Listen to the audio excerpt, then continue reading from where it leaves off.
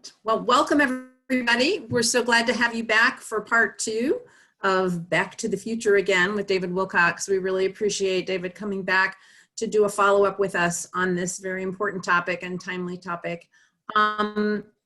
Before we get started, I would just like to open with a word of prayer. Let us pray. God of all that is seen and unseen, our anxiety rises as the invisible coronavirus continues to spread. We worry about the impact of this illness on healthcare workers, older adults, those already physically fragile, the vulnerable among us, and people whose livelihoods are tied to the regular movement of people and commerce. We recognize in this moment how connected we are to one another, and we hope that this unmistakable realization will shape all our actions in ways that foster the common good, increase compassion, and expand communal care. As people in positions of leadership in religious communities, educational institutions, hospitals, government, and local communities face difficult choices about how to address the complex challenges this virus brings, grant them wisdom and courage. Knowing that we are flawed and that our knowledge is incomplete, make us humble in our judgment, patient with one another, and gracious toward those tasked with the burden of making hard decisions in the days ahead. Bring healing to the sick, strength to the caregivers, comfort to those who mourn, peace to those in quarantine, and mercy to all of your beloved creation. Through Jesus Christ our Lord. Amen. And David, I'll just hand it right on over to you. Thanks so much again for being here with us today. It's good to be back with you once again. The preparation of this talk gave me occasion to reflect on what's occurred since earlier in the crisis, about 5 weeks ago when we first met. I think I'm of mixed view on that in some senses, as I think you'll see. Time has moved agonizingly slowly, and in other respects, it has moved quite quickly. I am going to try to remind myself how to,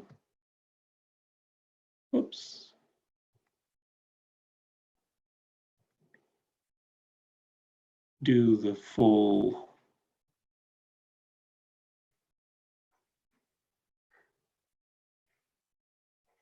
let's see.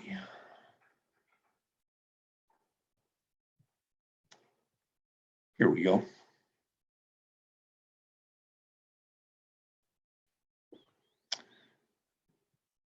So I thought what I'd do today is just review a little bit of the evidence about the progression of the disease, both in the United States and in other countries.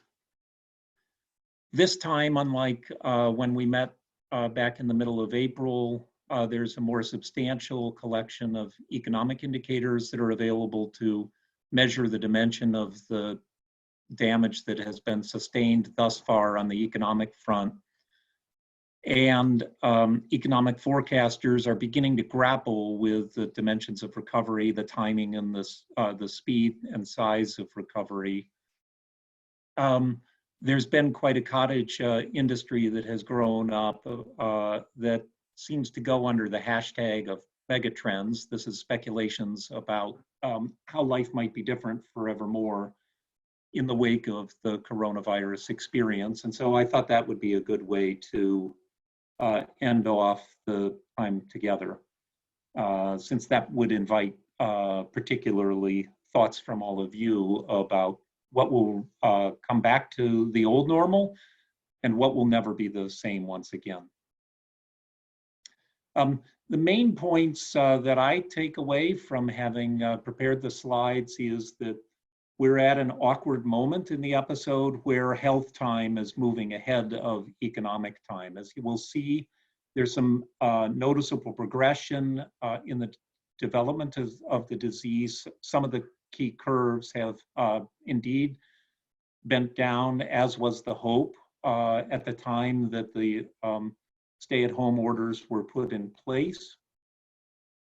But in the economic dimension, there's hardly any evidence thus far that the situation is improving, and indeed, on some dimensions, the economy is the worst ever. It really is an economic collapse without precedent. I'm concerned that policy fatigue may be setting in, and I'll describe why. A lot has been done, and it's understandable to have a sense of caution moving forward. For reasons that I'll try to describe later, I think the greater risk is that not enough will be done to continue to support the economy. And then I'll end off with my own thoughts about how life might be forever different, and indeed invite your thoughts in that area. Turning to the disease itself, the United States now has the dubious distinction of, according to the officially recorded numbers, coming in first place, both in terms of cases and in terms of deaths. As I mentioned last month, all these numbers are highly problematic. It's almost laughable that anything is shown perhaps beyond the hundreds of thousands digit, but this does give you a sense of the order of magnitude. When we last met, the US was at several 100,000 cases, and now it's at about 1.5 million. These are officially confirmed cases, and the widespread thought is that in essentially every country, for a variety of different reasons, the true number of cases is probably many multiples of what's shown in the officially confirmed number of cases. There's been a lot of progress in the time since we met in April in arresting the speed with which deaths are being suffered as a result of the disease.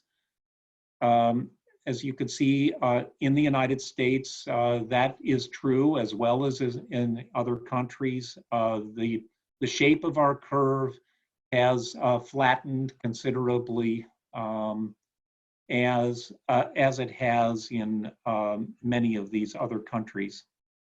The real leaders in the global fight against this, in my view, are countries such as South Korea, New Zealand, and Australia, who have succeeded both in arresting the progression of the disease and in limiting the economic toll that the disease has taken.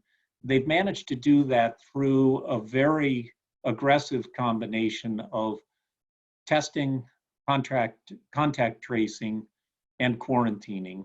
And the success in those three countries is really remarkable. Other countries have gone quite a different direction. Sweden, for example, has very controversially, more or less explicitly pursued a policy of aiming to achieve herd immunity, and the thought was that they would limit the economic damage to their economy from avoiding the most stringent forms of lockdown. The evidence at this point is very mixed as to whether Sweden has in fact achieved any material economic benefit from pursuing that approach. Here in the United States, as you can see, I hope on the left, I'll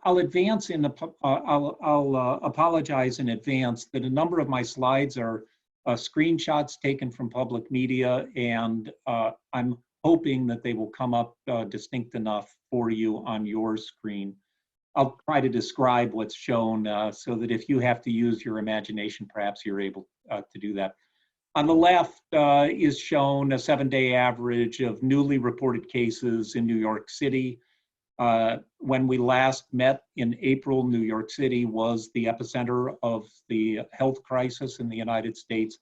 New York City's made a tremendous amount of progress in bringing that 7-day average of new caseload down very substantially. The rest of the country has not succeeded to anywhere near that degree. And as you can see on the right, the 7-day average, which is shown by the solid red line, it has basically been trendless for about the past 3 weeks or so. That's good news in the sense that it's not an exponential explosion in the number of cases, but as you can see, there really has not been a noticeable amount of progress toward arresting the disease. One point that I do want to emphasize is that even in a situation like New York City, which has been very successful in bringing down the number of cases, nothing fundamental has changed regarding the disease, the characteristics of the disease itself. The disease is just as transmissible as before, and it's just as dangerous to those who catch the disease. What's been accomplished through the lockdown is that the transmission of the disease has been substantially slowed in places like New York City. But if New York City were to reopen, there's an awful lot of expert consensus that they and other places that are now in various phases of reopening will experience a resurgence of the disease. And the reason for that is because, again, nothing fundamental about the characteristics of the health dimension have actually changed. I'd like to spend a little more of my time this month on measuring the economic impact. There will be, unfortunately, a theme to my remarks in this section, which is, this is the worst we've ever seen. And I'm going to show you 5 examples of worst evers. First of all, the Bureau of Labor Statistics, which is part of the Department of Labor, reported a historic decline in payroll employment. You can see that just over to the right margin of the graph. It's a little difficult to see, but what happened in April, according to the BLS estimate, is that the number of jobs that were lost on the nation's payrolls took us back essentially to early 2011. So something like 9 years of job creation was reversed in 1 month. In terms of the change in the number of jobs, about 20.5 million jobs were lost in April. And as you can see on this graph, that decline just dwarfs anything that has been seen in the history of this series, which dates back to 1939. It dwarfs anything that occurred, for example, a decade or so ago during the financial crisis. You can see that there's, by the standards of April's decline, there's a barely discernible blip downward in the context of the financial crisis a dozen years ago. The unemployment rate was reported to have jumped in April to 14.7%. That takes us well above any previous post-World War II peak recorded for this series, and the bad news is that 14.7% wasn't high enough. There was essentially a clerical error or misclassification, which the BLS was very upfront about. About 5 percentage points of the labor force was recorded as being unemployed. Was recorded as being at work, employed, but not at work. And they should have been in a different category, namely unemployed. And if that had been the case, then the official unemployment rate would have been near 20%. So I think in terms of the economic experience of the labor market, the number you should have in mind for the unemployment rate in April is something like 20%. Again, as you can see here, the jump in the unemployment rate was the largest by far in the history of this series, which goes back to just after the end of World War II.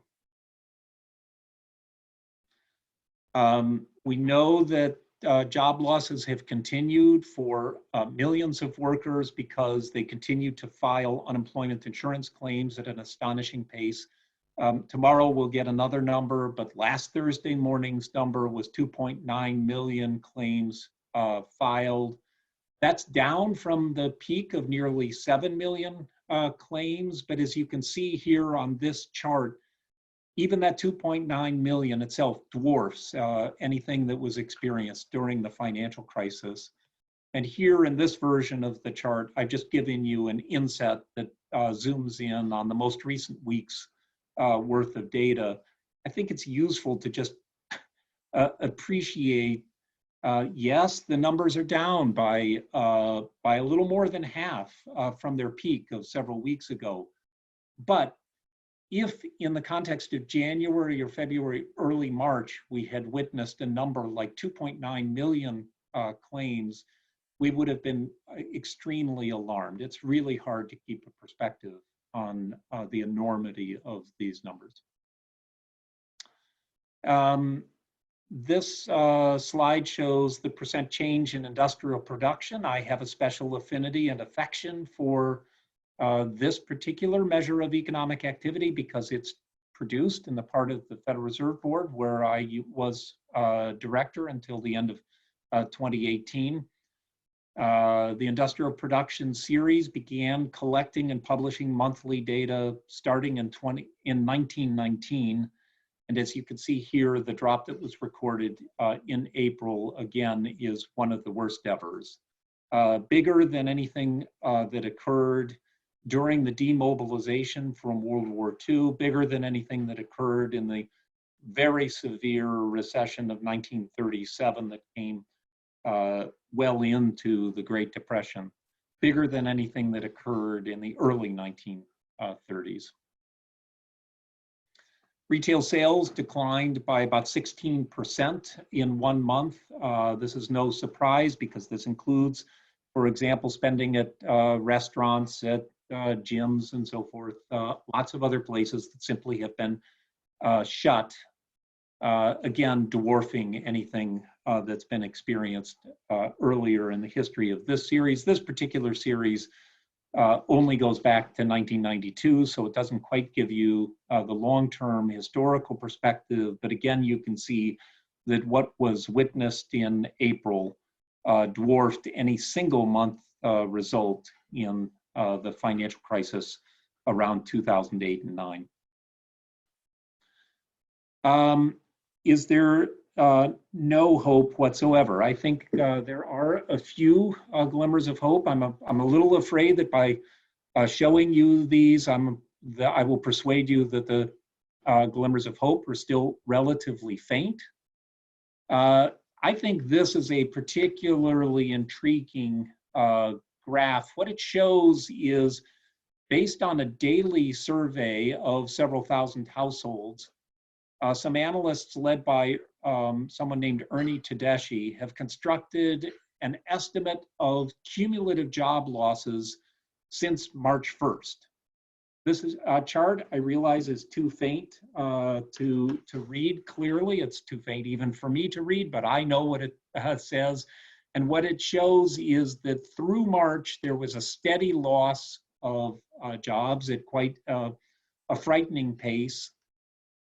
About in the middle of the chart, you might be able to barely discern a little shaded area. What that denotes is the time period to which the official government unemployment report pertains. That unemployment rate always centers around the 12th of the month.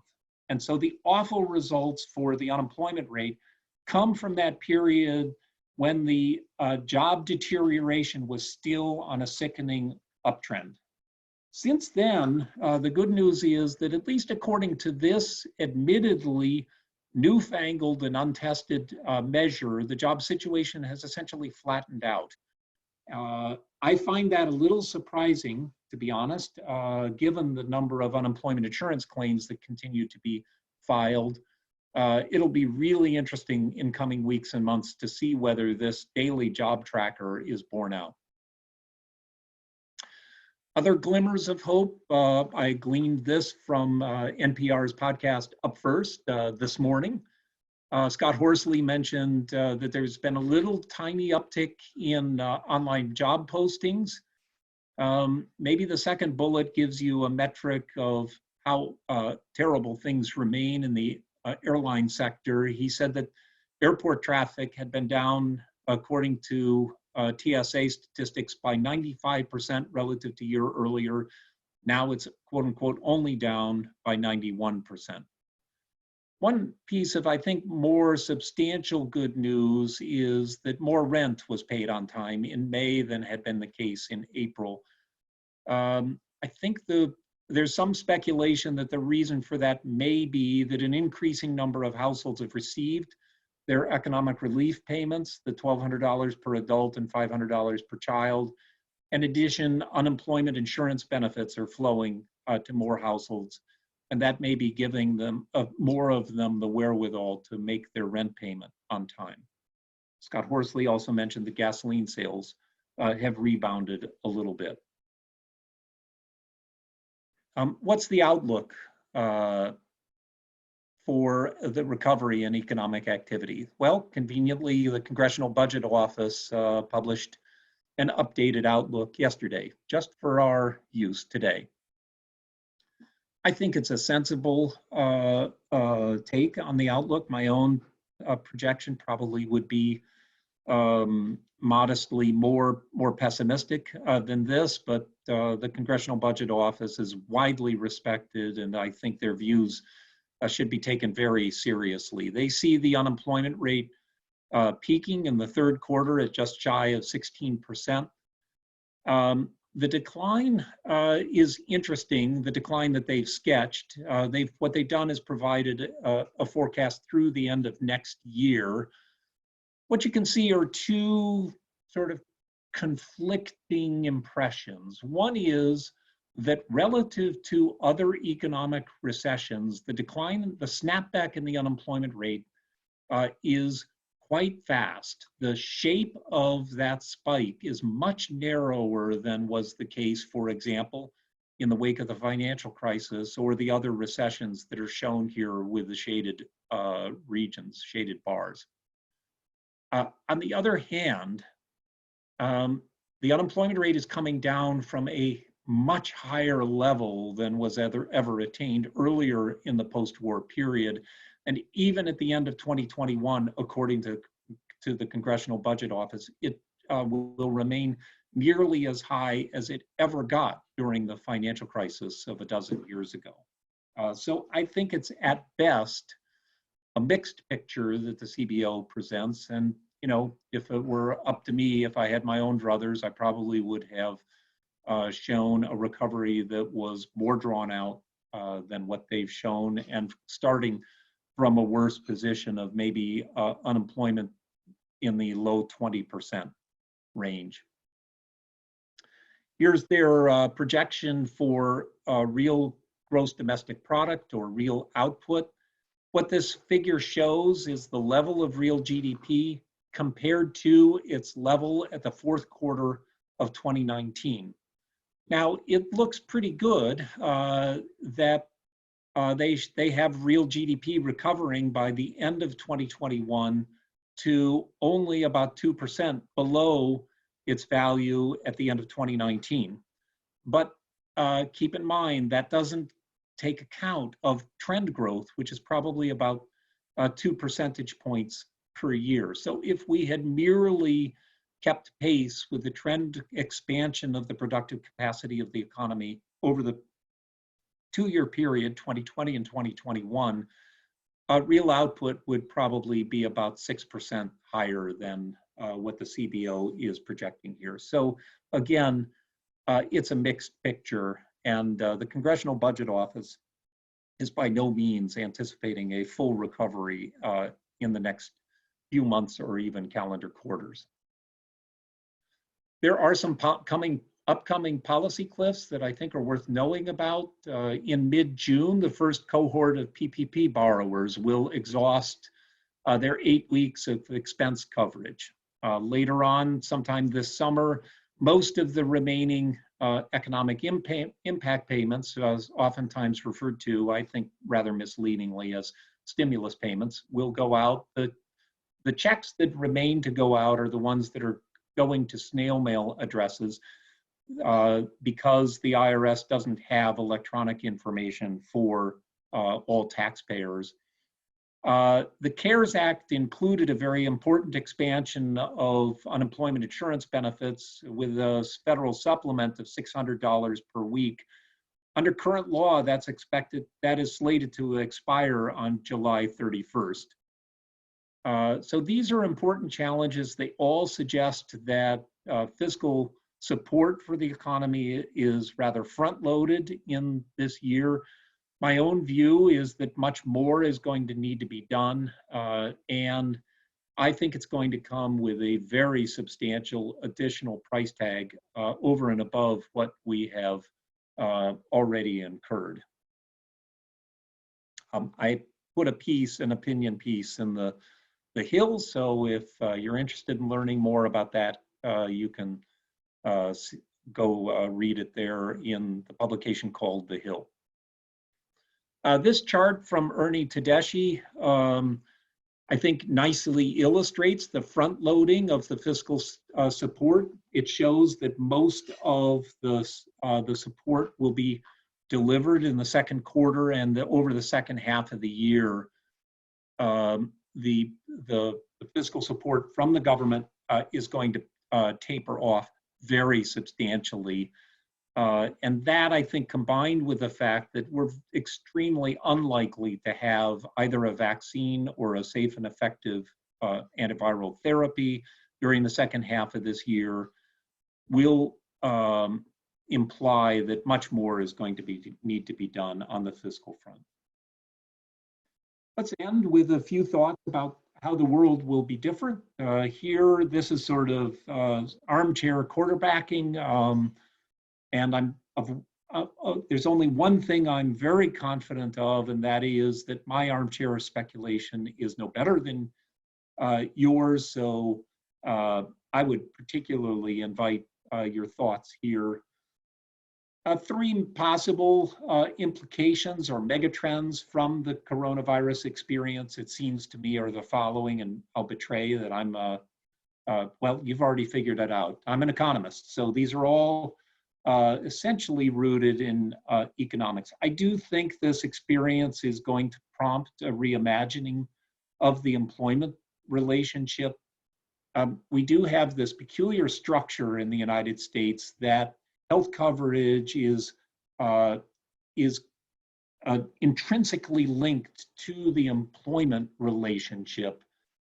This strikes me as particularly unfortunate, obviously, during a health crisis, because what we have are millions and millions of people who are being separated from their employment relationship at the time when they need their existing healthcare arrangements most acutely. It is the case that Medicaid coverage will be available to most, if not all, of the people who lose their employment, but that may entail a change in the patient-doctor relationship at a particularly unfortunate period of time. Second possibility in terms of reimagining the employment relationship is that maybe we should adopt something along the lines of the German system, which I will not attempt to pronounce, but essentially it involves hours sharing when there's a reduction in employment need on the part of the employer. In the United States, what we tend to do is to have job cuts. So it's a rather digital or 0-1 relationship. If you retain your job, you're all in. If you're out of a job, you're all out. In Germany, if they need a 10% reduction in hours worked, they will tend to opt more for everyone taking a 10% reduction in paid hours.